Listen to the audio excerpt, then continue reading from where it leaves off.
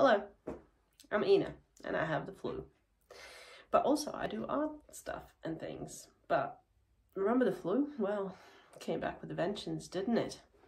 Now, the art thing that I'm really excited about is this tutorial series that I've created for you of me taking you through my process of painting portraits.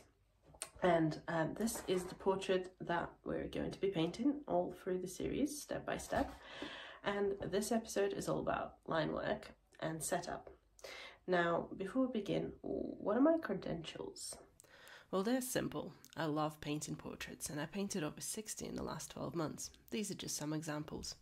I am self-taught, and this process is not necessarily a traditional approach. I simply wish to share with you what I've learned so far. And as I learn more, I will share more, so please give this video a like and consider subscribing if you like to learn with me. In this episode, I will cover choosing a reference, materials used during setup, and sketching methods. Okay, let's talk about references.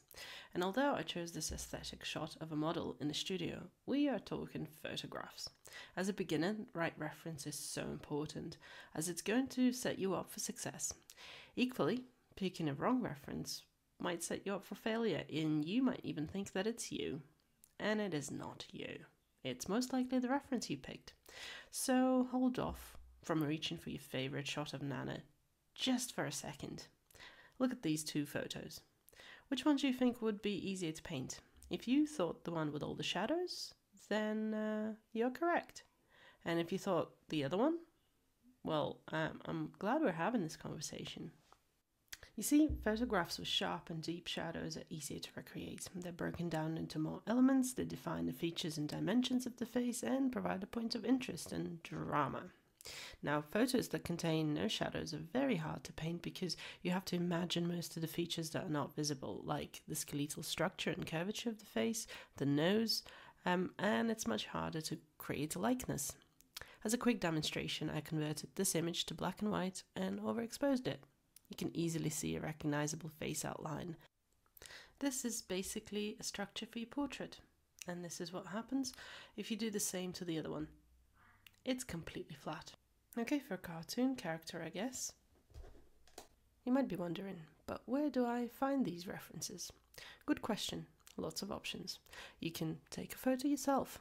You can grab your phone or other device and head to Pinterest, Instagram, or Google Images, and an app called Museum by Sketchy. But the last one is a mouthful, so I'll provide a link in the description below. I will also provide a link to my Pinterest board I put together of images I consider beginner friendly. To help you get started, I have previously spent hours scrolling in search of a good reference, and if you are anything like me, that is easily done. So after a few hours of scrolling and searching, this is the photo I settled on for this tutorial. Any Queen's Gambit fans? I played chess before it was cool, so I freaking loved it. But let's talk materials now. I will only cover what you need to produce line work here, and we'll cover painting materials in the next episode. Now what we have here is paper, pencil, kneadable eraser, normal eraser, a ruler, and some fine liners. For this tutorial, I am using Arches. It's 300 GSM, 100% cotton, cold pressed paper, and that's because nothing but the best for you, my young Padawan. Can you tell I've been rewatching Star Wars? I use this paper for more important pieces like commissions, filming, etc. because it is expensive. For less formal painting, I use this Winsor Newton journal, which is also 100% cotton, 300 GSM cold press, but it is more than half the price. What you're looking for in paper is cotton content, preferably 100%, high GSM or grams per square meter. Higher the number, denser and heavier the paper, therefore it can take more abuse. I practically waterboard my paper. So I really don't go below 300, but anything above 200 is going to work for most people. I also go for cold press, which is textured, as opposed to hot press, which is, you got it, smooth. Now, good watercolor paper is important because it does make a difference. You just have to find what works for you. Now, you'll need a pencil for sketching. I use mechanical because it is always sharp, creates less mess, and I don't waste time sharpening it. It currently has 2B graphite, which is probably too soft, and you are better off with HB or even harder graphite.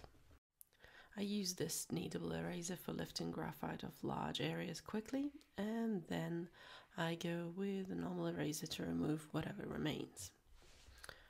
You will need a ruler to create a grid, if that's the method you choose to use. As an option, I use fine liners to create a permanent outline.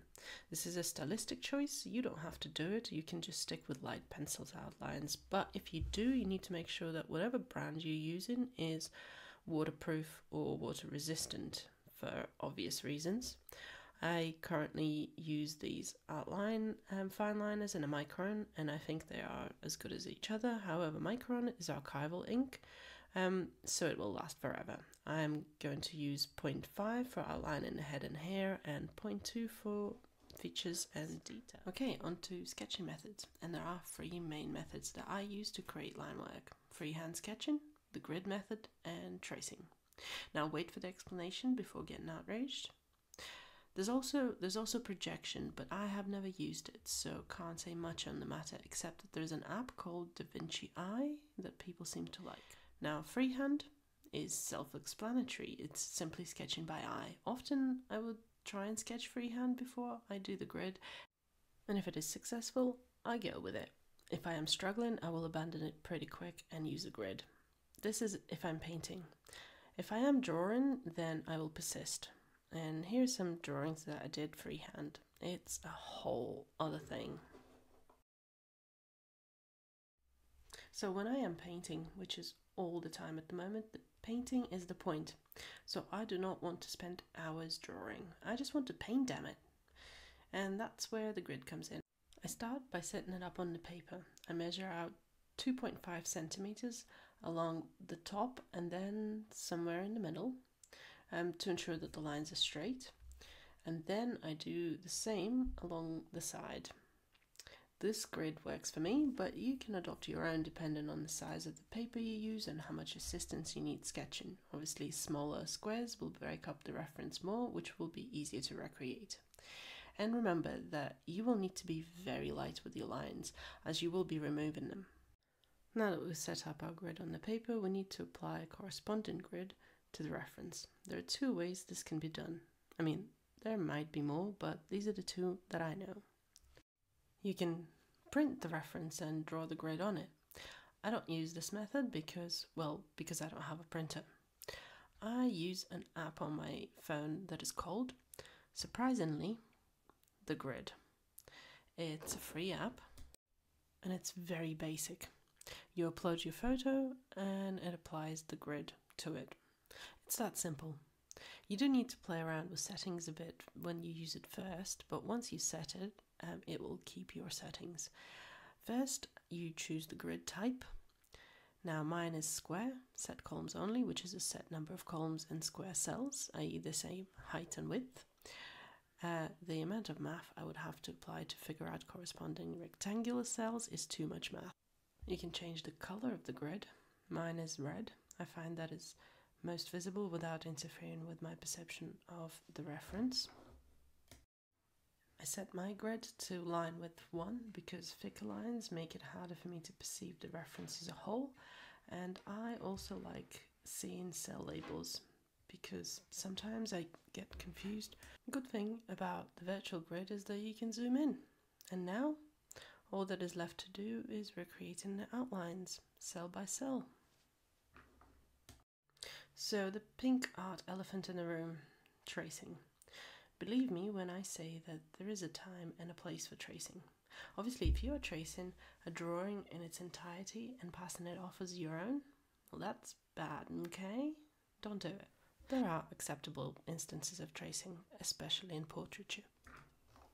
Like when you've already done an outline and messed up, or you want to paint the same portrait again, but you don't want to spend the next 7 hours doing line work. You're tracing your own work, so it's acceptable. or when you're painting a commission and you have been provided with a reference photo or photos and you want to make sure that you get the likeness just right. It is acceptable because the point and the skill here is painting, unless your commission is drawing, but that's another matter. If you want to paint but sketching just makes you want to cry, just trace the outline, it's fine. You're not copying someone's work, you are merely setting up for your own work, and that's acceptable. Well, this is it for the setup in LINEWORK, but if you have any questions, hit me up in the comments. Next episode will cover how I create a background, so if you haven't already, please subscribe. And this is the outline. Thanks for watching. Bye!